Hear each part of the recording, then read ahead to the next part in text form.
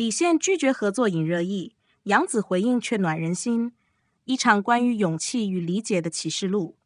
热搜背后一句话引爆全网，谁能想到只是一句看似随意的回应，竟能瞬间让舆论沸腾。李现接受采访时笑言，杨紫平时太严厉了，我可能不会考虑第3次合作。这句话在短短几个小时内冲上热搜榜首，成为亿万网友的谈资。有人调侃这是嫌弃，有人质疑是决裂，更有人怀疑背后有团队操作。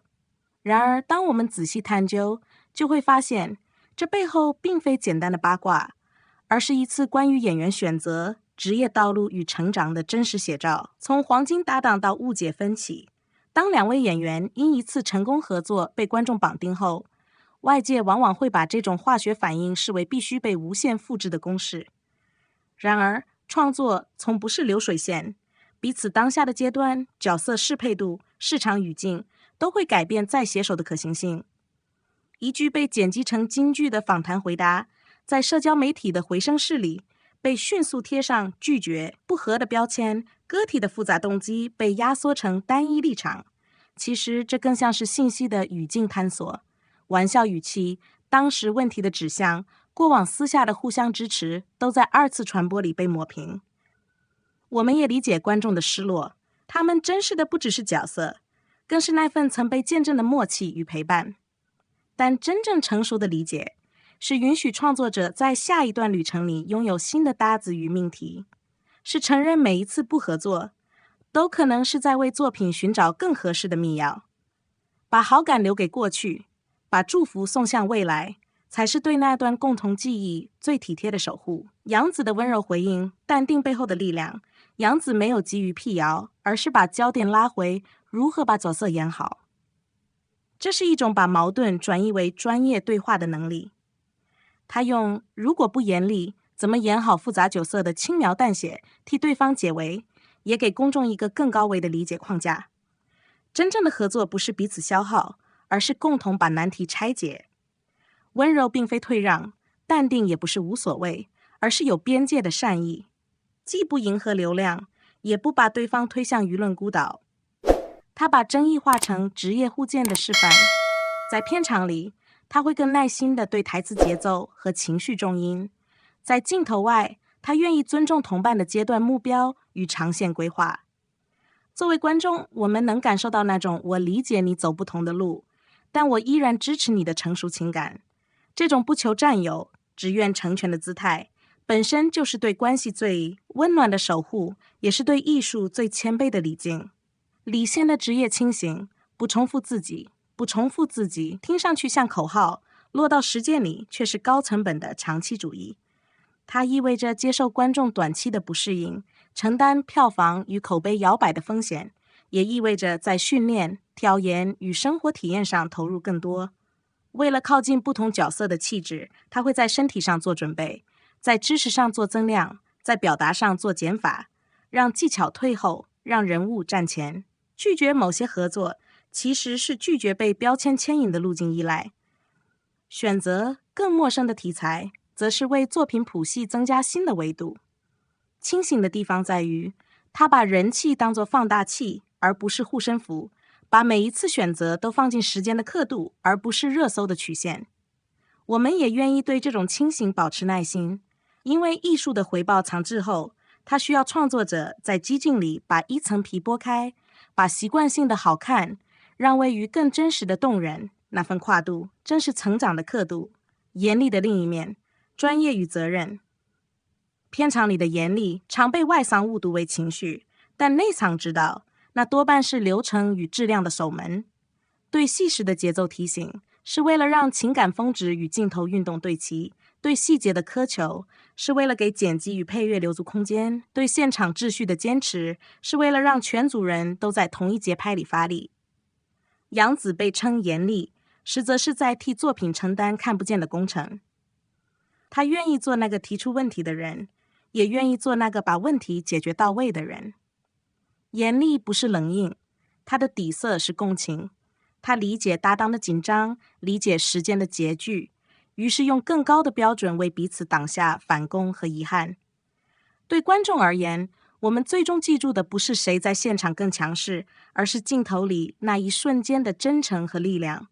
若没有过程中那点较真，成片就难以抵达心口发烫的温度。把严厉看作爱的一种形态，对职业，对伙伴，对每一位坐在屏幕前的我们。粉丝的分裂，不同的解读，消息一经传出，网络上立刻掀起了舆论风暴。CP 粉们感到心碎，他们习惯性的把李现和杨紫当作荧幕内外的最佳搭档，所以听到不再合作的字眼，就好像美好的幻想被打碎。而另一部分事业粉则拍手叫好，他们更看重演员的发展，认为李现终于摆脱固有的人设束缚，可以朝更广阔的戏路前进。这种分裂其实反映出观众的不同期待，有人追求甜蜜的荧幕故事，有人希望演员能不断成长。站在观众的角度，我们或许更应该理解，这并不是谁对谁错的问题，而是不同群体投射出的情感需求。无论是想看到他们继续合作，还是希望他们各自突破，背后都是对演员真挚的爱与期待。真正值得思考的是，作为观众，我们是否愿意接纳他们在职业道路上的多样选择？拒绝的背后，勇气与清醒。很多人看到拒绝二字，第一反应是冷漠或疏远，但若深入思考，就会发现，这其实是一种难能可贵的清醒。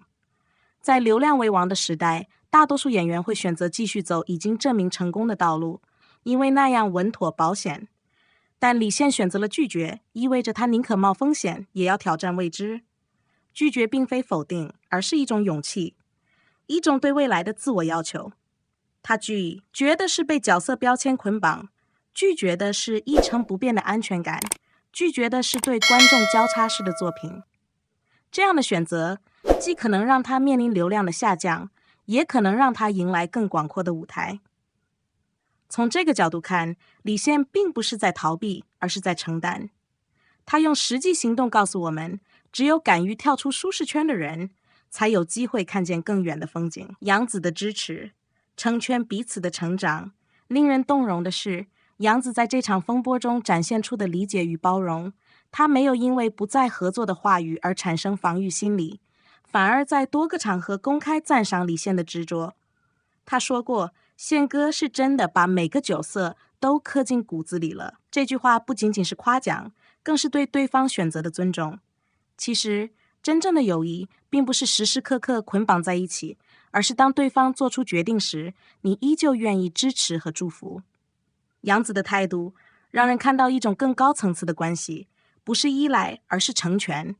他理解李现想跳出舒适圈的勇气，也用自己的温柔与专业成为他背后的一股力量。